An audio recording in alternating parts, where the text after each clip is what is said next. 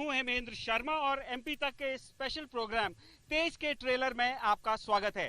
23 का ट्रेलर इसलिए क्योंकि 2023 में मध्य प्रदेश में विधानसभा के चुनाव होने हैं और लगभग एक साल पहले नगरीय निकाय और पंचायत के चुनाव मध्य प्रदेश में हो रहे हैं, जिनसे हमें पता चलने की उम्मीद है कि 2023 में किस तरह की हवा बहेगी। और आज हमारा पड़ाव है देवास। जी हाँ, देवास जो कि बिल्कुल इंदौर और उज्जैन के बीच पड़ता है, और लेकिन बावजूद इसके कि इन दो बड़े शहरों के बीच ये शहर पड़ता है, चामुंडा नगरी के नाम से भी जाना जाता है, लेकिन अगर डेवलपमेंट की बात करें, विकास की बात करें, तो इन दोनों शहरों के मुकाबले इसकी कहीं भी कोई भी पोजीशन नहीं है। तो कौन है इसके लिए जिम्मेवार? 2014 में भारतीय जनता पार्टी के मेयर देवास से थे। 1994 में जब से नगर निगम देवास बना है, तब से लेकर भारतीय जनता पार्टी और कांग्रेस ने बारी बारी से यहाँ के नगर निगम पर राज किया है।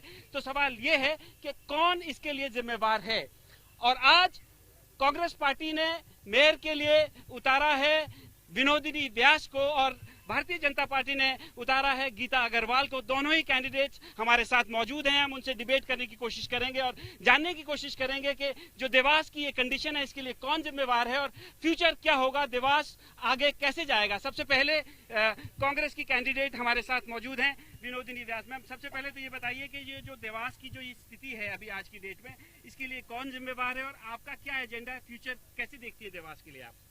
मैं विनोदिनी रमेश व्यास। मैं बोलना चाहती हूँ, देवास की स्थिति अभी बहुत दयनीय है।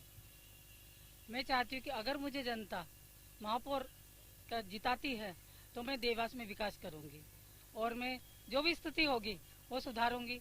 जनता के लिए, जनता के द्वारा जो लिया जाता है वो मैं काम करूँगी। तो अब क्या एजेंडा क्या है, क्या क्या करेंगी देवास के लिए? एजेंडा मेरा मेन तो ये है, देवास को स्वच्छ बनाना, सुंदर बनाना और सौंदर्यीकरण करना। विकास कार्य में बच्चों के लिए छोटे छोटे जो गार्डन वगैरह होते हैं वो करना, जो बच्चों को लेकर इंदौर जाते हैं, और सीवरेज लाइन है। बाकी और डेवलपमेंट का बेसिक एजेंडा कांग्रेस पार्टी का है।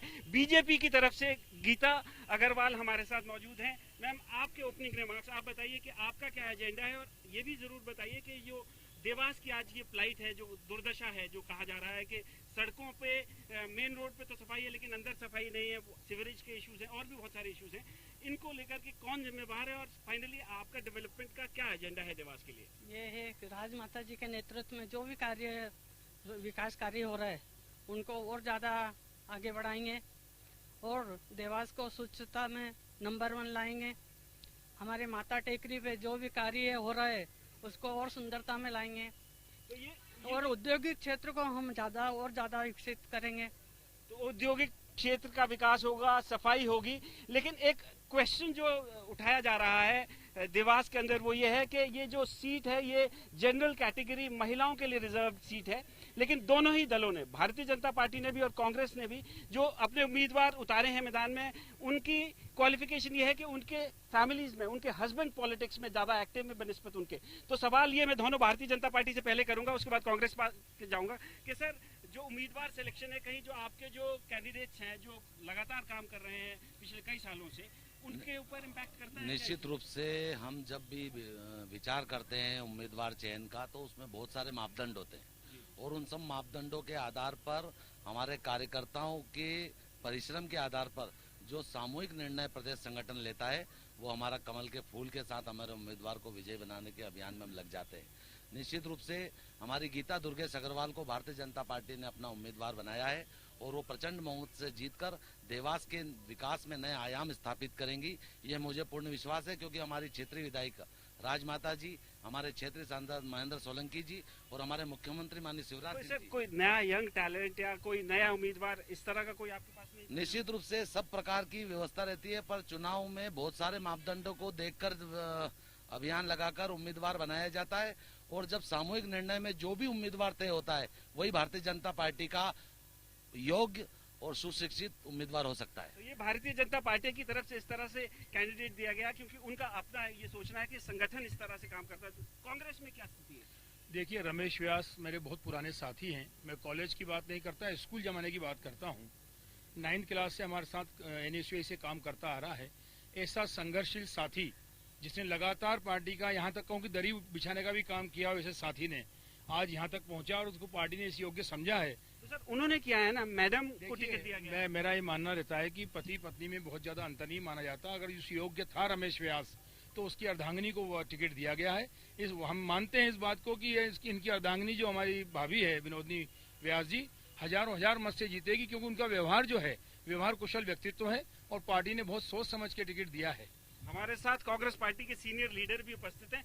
ये जो है हमारे मध्य प्रदेश मुख्यमंत्री शिवराज सिंह चौहान के ब्रदर इन लॉ भी हैं, पहले भारतीय जनता पार्टी में थे, अब कांग्रेस पार्टी में। सर आप बड़े डीपली इन्वॉल्व हैं कांग्रेस पार्टी की टिकट सिलेक्शन में। जैसे आपसे चर्चा हुई कि आपने सोच समझ के पूरे प्रदेश में कांग्रेस पार्टी ने टिकट डिस्ट्रीब्यूशन किया और एडवांस में टिकट डिस्ट्रीब्यूशन किया, तो लगता है कोई एडवांटेज होगा आपको? बिल्कुल एडवांटेज होगा।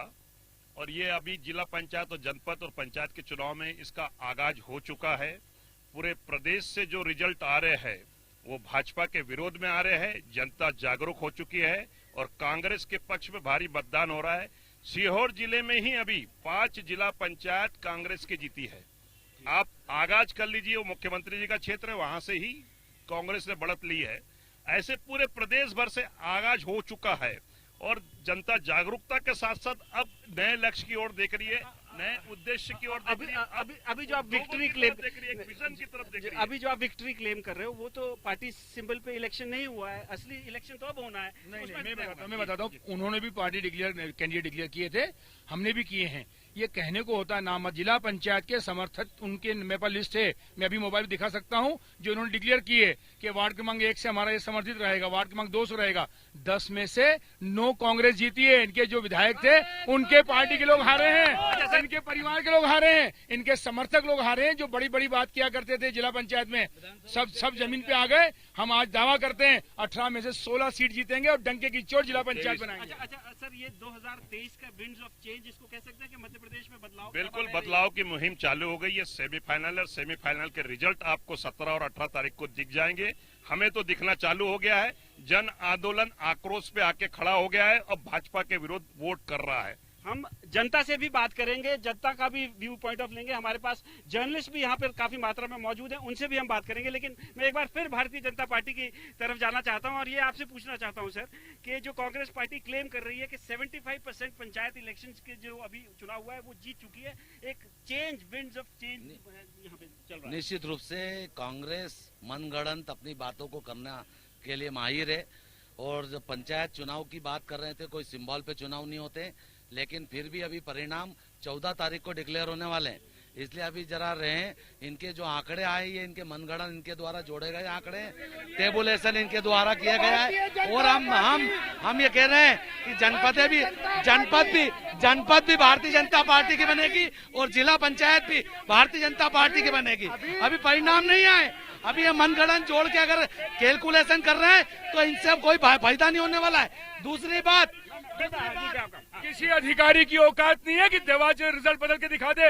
बैलेट पेपर पे हुए चुनाव चिन्ह, प्रमाण पत्र भी बिल्कुल है, सामने है। और सुनिए, मैं आपको कहना चाहता हूँ, मशीन में तो तुमने जो करना कर लिया, जो अब बैलेट की बारी आ गई है, सब परिणाम सामने आ गए। कांग्रेस पार्टी जो है तो विक्ट्री मोड में आ चुकी है। लेकिन अभी हम देवास के मुद्दे पे बात कर रहे हैं। देवास पे इलेक्शन होना है। हमारे साथ इंडिपेंडेंट कैंडिडेट भी यहाँ पे मौजूद है, मैं आऊंगा आपके पास। लेकिन उससे पहले कुछ जर्नलिस्ट से यहाँ के देवास के जो मेजर इश्यूज हैं उनके बारे में जानने की कोशिश कर लें। आप बताइए यहाँ पे क्या इश्यू है देवास का? हाँ जी बताइए। ये आप प्रेस क्लब के प्रेसिडेंट भी हैं देवास के। सर बताइए कि मेजर इश्यूज देवास में क्या हैं? मेजर इशू ये है कि एक तो शहर औद्योगिक क्षेत्र कहलाता है, सेकंड लार्जेस्ट सिटी है औद्योगिक शहर के रूप में। काफ़ी मात्रा में यहाँ पर बेरोजगारी आज भी व्याप्त है। लगभग 300-400 औद्योगिक इकाइयाँ बंद पड़ी है, जिनको पिछले 15 वर्षों में चालू करने की कोई कवायद नहीं की गई। इसके अलावा शहर का जो इंफ्रास्ट्रक्चर है, जो मूलभूत सुविधाएं हैं शहर की, वो यहाँ पर चरमराई हुई है, उसकी ओर किसी का ध्यान नहीं गया है। देखिए सड़क वगैरह ये तो बनती रहती है, उखड़ती रहती है, इसका कोई मायने नहीं। लेकिन आज भी यहाँ पर नर्मदा आने के बाद भी नल पर्याप्त मात्रा में जल की व्यवस्था नहीं है। 1 या 2 दिन छोड़ के पानी दिया जाता है। आपसे ये जानना चाहता हूँ कि आप मेरे को ये बताइए कि ये जो कैंडिडेट्स हैं जो अपनी बात रख रहे हैं या कैंपेन कर रहे हैं, क्या ये जनता के इश्यूज को रिफ्लेक्ट कर रहे हैं? नहीं, जो कैंडिडेट्स हैं, हम पहले भी बोलते रहे हैं कि ये लोग सब अपने पतियों पर निर्भर हैं। ये सब गृहिणियां हैं जिनको इन्होंने टिकट दिया है और इनके पति ही शासन करेंगे यहाँ पर। देवास में बहुत सारी महिलाएं ऐसी भी रही हैं, इनके पार्टी में रही हैं, जिनको टिकट दिया जा सकता, अगर उनको मौका देते तो महिला सशक्तिकरण कहलाता। लेकिन ठीक है, अब पतियों को मौका दिया है, लेकिन जो मूलभूत यहाँ पे दिक्कतें हैं अभी इनको समझ अपनी पैदा करनी पड़ेगी। यहाँ पार्किंग की बहुत ज्यादा दिक्कत है, यहाँ ट्रैफिक की बहुत दिक्कत है, यहाँ अतिक्रमण की बहुत ज्यादा दिक्कत है। इस पर कोई बात नहीं करता है। तो जो शहर के एक्चुअल इश्यूज है, रियल इश्यूज है, वो रिफ्लेक्ट नहीं कर रहे हैं, राजनीति हो रही है। लेकिन मेरा आपसे जो सवाल है वो पॉलिटिकल है। दोनों पार्टीज विक्ट्री क्लेम कर रही हैं, आपको क्या लग रहा है किसका पलड़ा भारी है और 2023 में क्या इसका कोई इम्पैक्ट होगा? देखिए अभी तो चुनावी शुरुआत हुई है, अभी पलड़े की तो हम बात नहीं कर सकते हैं, लेकिन यहाँ पर सत्ता चूंकि बीजेपी की तो थोड़ा बीजेपी का समर्थन है। लेकिन अगर दमदारी से अगर अपने मैदान पकड़ते हैं तो अभी चुनाव परिणाम कुछ भी हो सकता है। अभी न्यूट्रल वॉइस जो यहाँ से आ रही है वो ये कह रही है कि चुनाव परिणाम कुछ भी हो सकता है। बीजेपी का थोड़ा पलड़ा भारी इसलिए है क्योंकि उनकी सरकार है। तो क्या ये न्यूट्रल इंडिपेंडेंट वॉइस कह रही है, तो क्या इसका मानना ये जाए कि सरकार का दुरुपयोग हो रहा है? देखिए, सरकार कितना भी कोशिश कर ले, इस बार जनता ने मन बना लिया है तो बना लिया है। ये कितनी मनगढ़ंत बात कर ले, जितने प्रेस को चाहे वो जितना मैनेज कर सकते हो, पब्लिक को मैनेज नहीं कर सकते। अधिकारी इनके हैं, बड़े दावे से कह रहे हैं कि अधिकारी रिजल्ट बाकी करेंगे, अधिकारी का साइन नहीं करेंगे क्या उस पर? सरकार चलाना हमने ही सिखाई है तुमको, भूलना मत। अच्छा बताइए। हम जीत रहे हैं, इसलिए जनता बौखला रहे हैं ये लोग, इसलिए मैदान छोड़कर भाग गए हैं। अच्छा, मैदान छोड़ के भाग गए। आप इंडिपेंडेंट कैंडिडेट हैं, आपका क्या एजेंडा है देवास के फ्यूचर के लिए, डेवलपमेंट के लिए? जी, मैं सभी को पहले प्रणाम करूंगी, मेरे आदरणीय, मेरे आशीर्वाद दाताओं को। मैं मनीषा दीपक चौधरी, विगत कई वर्षों से मैंने अपने समाज में रहकर महिलाओं की निजी और सामाजिक समस्याओं को सुना है। इस आधार पर मैंने ऐसी बहुत सारी समस्या देवास में देखी है और मेरा जो धरातल है वो देवास शहर से। अगर मैं विकास की बात करूं तो मैं सभी से पूछना चाहूंगी, क्या देवास में सुव्यवस्थित समग्र विकास हुआ है? नहीं, बिल्कुल नहीं हुआ। अगर विकास होता, विकास के नाम पे बस लोगों के साथ धोखाधड़ी हुई है। आप क्या करेंगे फिर, ये बताइए ना, ये तो सबको मालूम है कि ये जी, मैं अपनी बातें पूरी रखिए, वो बातें। हाँ, क्या करेंगे और जी, यहाँ पे विकास के नाम पे सीमेंट कंक्रीट के यहाँ पे उद्यान, जंगल खड़े कर दिए हैं। और दूसरा उससे ये लोग विकास बोल रहे हैं, वो विकास नहीं, आवश्यकता है, जरूरत है। आप भारतीय जनता पार्टी से हैं?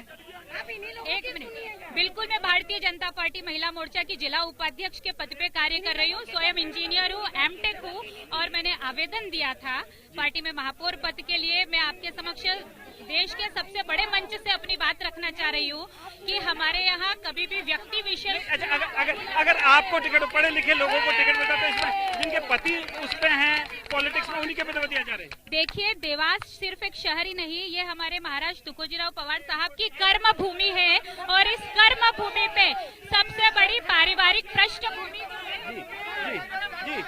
जी। अच्छा सिद्धार्थ जी, आप बताइए कि इस तरह से कांग्रेस पार्टी के ऊपर आरोप लग रहे हैं कि कांग्रेस पार्टी जो है ब्राउ बीट करने की कोशिश कर रही है, कह रही है हम जीत गए हैं, हम ऑलरेडी जीत गए हैं, और मैदान छोड़ के उनके कैंडिडेट आप लगा रहे हैं आरोप कि उनका मैदान छोड़ के चला गया। तो वास्तविकता क्या है आपको दिख रहा है? जिस समय पे अंग्रेज थे तब भी हमने संघर्ष किया था, देश आजाद कराया था।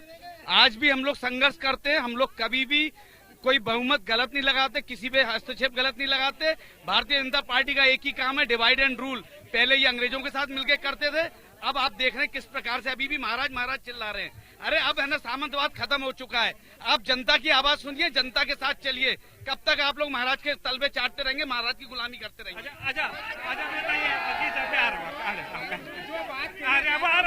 आपके पास आ रहा हूँ आपके पास। अच्छा, ये बताइए कि जो चुनाव चल रहा है, क्या इसका 2023 में इम्पैक्ट होगा?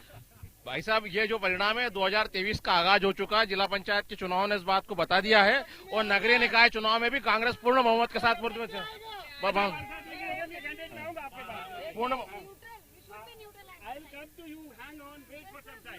पूर्ण बहुमत प्राप्त करेगी कांग्रेस। अच्छा, अब ये इनका भी मैं थोड़ा जिज्ञासा। हाँ, आप बताइए। सर, मुझे ऐसा लग रहा है आके कि हम लोग न्यूट्रल बिकॉज निर्दलीय हैं, तो आप लोग ज्यादा अभी मतलब पार्टीज को ही आप भी प्रमोट कर रहे हैं, है ना? You are taking.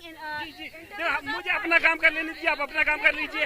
आप इंडिपेंडेंट हो, आप बताइए आपका क्या इश्यूज है, आप किस डेवलपमेंट के मुद्दे को लेकर जा रही हैं? सर, पहली बात तो देवास, हमारे को ब्राउ बीट नहीं कर सकते कि आप हमारे को ये करिए। आप नारे जो मर्जी लगा लीजिए, लेकिन हम इनसे बात कर रहे हैं। जी बताइए। सुनना पड़ेगा। विकास, मेरी आगे की बात ये थी कि विकास तब होता जब सुव्यवस्थित उद्यान होते, नगर निगम जो कर्जे में है वो कर्जा मुक्त होती, नागरिकों का जनप्रतिनिधि जनता के बीच होता, नगर निगम में पारदर्शिता होती, जो कर जनता से लिया जाता है वो उद्योगों से ज्यादा मात्रा में लेती, और जो नगर निगम में कर्जा है जल का, वो जो कर्जा उन्होंने करके रखा है वो ऐसा ना हो कि जनता से कर के रूप में लिया जाए। अच्छा, अभी आप अगर मेयर के रूप में इलेक्ट होती हैं देवास में, तो यंगस्टर्स के लिए, क्योंकि एक इशू यहाँ पे ये भी है कि जितने भी आपके पढ़े लिखे नौजवान हैं, यहाँ पे आपके पास कॉलेजेस कितने हैं? सबसे पहले तो देवास के अंदर स्कूल कितने हैं, आप ये बताइए। मेरे को तो यहाँ कॉलेज ही नहीं दिखता है। मैंने तो यहाँ एक्रोपोलिस से कॉलेज की पढ़ाई की। मैंने अभी तक जितने भी अपने फ्रेंड सर्कल, मतलब जितने भी लोगों से बात की है, सब लोगों से यही पता चला कि हम लोग इंदौर जाते हैं। और तो यंगस्टर्स जो पढ़े लिखे लोग हैं उनके लिए आप क्या करेंगी अगर आप मेयर यहाँ चुनी गए? जी, मैं जो एजुकेशन फील्ड के जो भी अच्छे से अच्छा कॉलेज होगा मैं यहाँ पे व्यवस्थित करवाऊंगी, यहाँ पे स्थापित करवाऊंगी, ताकि बच्चों का विकास शुरुआत से ही भी हो। और औद्योगिक क्षेत्र की बात करूँ तो यहाँ 70% उद्योग, जो 70% लोग हैं वो बाहर के हैं, देवास के नहीं है। हम आपसे भी बात करेंगे, आइए। जो यहाँ पे उद्योग है वहाँ 70% लोग बाहर के होते हैं। ये इशू है कि अगर सबसे एक साथ बराबर बात ना की जाए तो सबको लगता है कि हम इनका पक्ष कर रहे हैं, हम इनका पक्ष कर रहे हैं। अभी हम आपसे भी आएंगे, हम आएंगे। हाँ, आप देखिए, आपका काम है देखना। हाँ, आप देख रहे हैं, आपका काम है। जी आइए जी, बताइए अब आपका क्या एजेंडा है? हमारा एजेंडा है कि और इस बार नगर निगम से भ्रष्टाचार खत्म होगा। नगर निगम से आम आदमी पार्टी द्वारा भ्रष्टाचार खत्म होगा, बीजेपी हो या कांग्रेस हो, लेकिन इस बार बदलाव आएगा और आम आदमी पार्टी ही आएगी। आम आदमी चलेगी। आपके उम्मीदवार कौन है? हमारे उम्मीदवार है चना ज्ञानेश महापौर, और वो अभी रैली में है, इसलिए हम लोग जो 7 नंबर उनको बुलाया था लेकिन वो आ नहीं पाए। मैं खुद प्रत्यक्ष हूँ 7 नंबर वार्ड से, इटावा से पार्षद का चुनाव। लेकिन देखिए, अब ये सवाल तो उठता है, अब बीजेपी के ऊपर भी उठता है, कांग्रेस के ऊपर भी उठता है कि जो प्रत्याशी के और कांग्रेस से कोई मतलब नहीं है। आम आदमी पार्टी केजरीवाल, हाँ, तीसरा विकल्प आम आदमी पार्टी है और झाड़ू निकाल के रहेगी पूरे देवास में नहीं, पूरे इंडिया में। संगरूर में तो आप चुनाव हार गए अभी। अरे हरियाणा में सीट आई है अभी, हरियाणा में आए। पंजाब में एक तरफा है, पंजाब में एक तरफा है, दिल्ली में एक तरफा है, दिल्ली में नरेंद्र मोदी है, लेकिन एक तरफा है केजरीवाल। नरेंद्र मोदी बैठा है ना, एक तरफा है। केजरीवाल यहाँ नहीं आएगा। आप क्या देखते हैं? आपका प्रोस्पेक्ट है यहाँ पे? भाई कांग्रेस का महापौर बन रहा है यहाँ पे। कांग्रेस का महापौर बन रहा है। फाइनल कमेंट बीजेपी की तरफ से मैं लूंगा। भारतीय जनता पार्टी निश्चित रूप से 50,000 से अधिक मतों से विजयी होकर देवास में विकास की नई बाजार स्थापित करने वाली है। कोई विकल्प नहीं है भारतीय जनता पार्टी का देवास में, सब खत्म है दल, सारे दल समाप्त है यहाँ पर। यहाँ सिर्फ और सिर्फ अगर भारतीय जनता पार्टी है, 45 वार्डों में भारतीय जनता पार्टी जीतेगी, महापौर भारतीय जनता पार्टी जीतेगी और भारतीय जनता पार्टी की परिषद देवास में बनेगी, ये मैं विश्वास दिलाता हूँ। बीजेपी के अपने दावे हैं, कांग्रेस पार्टी के अपने दावे हैं, इंडिपेंडेंस के अपने दावे हैं, आम आदमी पार्टी भी दावे करे। आपका क्या कहना है? मैं ये पूछना चाहता हूँ कि नगर निगम में 15 दिन पानी देते हैं और 1 महीने का शुल्क वसूल करते हैं, किस कारण से वसूल करते हैं 1 महीने का? कौन है इसके लिए जिम्मेदार? इसके 2 ही, कांग्रेस के महापौर और बीजेपी के महापौर। अभी फिलहाल तो कांग्रेस के महापौर नहीं है, यही बीजेपी का महापौर है। तो और दूसरा पेकी पिलाज के निजुल का 2 बार टैक्स वसूल करते हैं मकान के। क्या कारण है? 2 बार एक गरीब से 2 बार टैक्स वसूल करते हैं, इसका क्या मतलब हुआ? अच्छा, पूर्व महापौर कांग्रेस पार्टी की भी हमारे साथ मौजूद हैं। आप बताइए मैम, आपके ये आरोप लग रहा है कि आप रिस्पॉन्सिबल हैं, देवास की जो ये फ्लाइट है इसके लिए आप रिस्पॉन्सिबल है, महापौर रही हैं आप देवास की पूर्व। देवास में कांग्रेस पार्टी ने विकास किया है। ये जो पानी मिल रहा है इसका भी कांग्रेस पार्टी लाई, ये रोड पे जो बन रही सीवरेज लाइन ये भी कांग्रेस पार्टी ने लाके दिए, और बड़े उद्योग भी कांग्रेस पार्टी लेके आई है। क्योंकि ये ब्रिज भी कांग्रेस पार्टी लाई है। ब्रिज जो डिस्प्लेस हो गया है वहाँ ये डिस्प्ले यहाँ पे जो जहाँ बनना चाहिए था वहाँ क्यों नहीं बन रहा है? ये यहाँ के पैसे हम लाए लेके आए, माननीय सज्जन वर्मा जी 250 करोड़ रुपए लेके आए, ये झूठ और 153 करोड़ रुपए कांग्रेस की जब मैं महापौर थी, जब सज्जन वर्मा जी और कमलनाथ जी ने हमको दिए, और पानी के भी बनाने जगह बदल गई है। अब ये पैसे हम ही लेके आए सब। ये वहाँ पे ब्रिज बना रहे हैं। जो सीवरेज के कनेक्शन की बात आती है तो कनेक्शन भी घर वालों को जो करना पड़ रहा है तो पैसा ले रहे हैं उनको, जबकि ये पैसे उसमें इन्वॉल्व हैं, इंक्लूड है उसमें पैसे जो सेंट्रल से आए। ये एक बड़ा इशू है, एक करप्शन का भी सॉर्ट ऑफ चार्ज है कि भाई सीवरेज का जो चार्ज किया जा रहा है, पानी का जो चार्ज किया जा रहा है वो बनता नहीं है। करप्शन के मामले में कांग्रेस ना बोलो तो अच्छा, ए से जेड तक के करप्शन इन लोगों ने किए हैं प्रदेश में, देश में। 2004 से भारतीय जनता पार्टी की सरकार मध्य प्रदेश में है, और 2004 के बाद मध्य प्रदेश बीमारू राज्य से विकसित राज्य की श्रेणी में आया है। ये पूछो 2004 के पहले क्या विकास हुआ था मध्य प्रदेश में? बीमारू राज्य बना के छोड़ दिया था इन लोगों ने। 2004 के बाद जब करप्शन की बात कर रहे हैं, ए से जेड तक गिनवा सकता हूँ कितने करप्शन कांग्रेस की सरकार ने किए हैं। 2004 के बाद जो विकास हुआ मध्य प्रदेश में उसकी इतिहास लिखा हुआ है। अच्छा, आ जाइए आप। ये दावा भारतीय जनता पार्टी आपकी पार्टी कर रही है कि 2004 के बाद ही सारा विकास हुआ, उससे पहले कुछ भी नहीं हुआ। कितना सही है, कितना तथ्य है इसमें? ये बिल्कुल 100% सत्य है कि देवास 2004 के पहले और बाद में जब तक कांग्रेस के महापौर रहे, जब तक देवास गांव हुआ करता था, और आज देवास के चारों ओर तरफ घूम के देख लो, आप शहर के एक स्मार्ट सिटी है, स्मार्ट सिटी। और देवास मध्य प्रदेश में स्वच्छता के नंबर पूरे भारत में 10वें नंबर पे आया है। ये कांग्रेस सिवाय झूठ बोलती है, झूठ के अलावा कुछ नहीं करती है। विकास देखना है तो चलो मेरे वार्ड में, मैं विकास दिखाता हूँ। अच्छा, एक जो नॉर्मल कंप्लेंट है भारतीय जनता पार्टी का, क्योंकि लंबे शासन चला है 15 साल से, स्कूल और कॉलेजेस यहाँ नहीं है। सारी सुविधाओं के साथ देवास बहुत तेज गति से विकास की ओर आगे बढ़ रहा है। चाहे पॉलिटेक्निक कॉलेज हो, चाहे मेडिकल कॉलेज हो, देवास में खुले इंजीनियरिंग कॉलेज हो, चाहे बड़े लॉ कॉलेज हो, LLM का कॉलेज हो, कई शैक्षणिक संस्थाएं बड़ी बड़ी खुल रही है। चारों तरफ विकास के नए बाजार आ रहे हैं, नए लोग और कर रहे हैं, और हम निश्चित रूप से। अच्छा, एक ये जो आरोप लग रहा है कि आपने जो कॉलेज खोला है वो एक गांव में खोला है, वहाँ सड़क ही नहीं है, वहाँ पहुँचने की बना दी गई है, सड़क भी बना दी है, सड़क भी बनी है, एक नई बिल्डिंग। यदि विकास होता है तो नई जगह पर बड़ी बिल्डिंग बनाने के लिए बड़ी जगह लेना पड़ती है, वो बड़ी जगह पर कॉलेज बनाए। और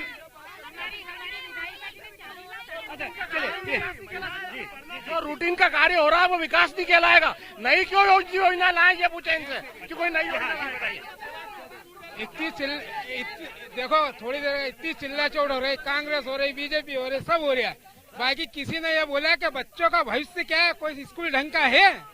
सरकार कोई बच्चे की कोई बात नहीं कर रही है, कोई इसकी बात कर रही है, कोई इसकी कर रही है। बताओ मेरे को बच्चे की किसी ने बात करी? केवल 6 स्कूल हैं। बताओ मेरे को बताइए, स्कूलों के बारे में कोई बात नहीं कर रहा है। देवास सरकार 25 साल से विधायक बीजेपी का है, सांसद बीजेपी का है, ये हमारी रिस्पॉन्सिबिलिटी नहीं है।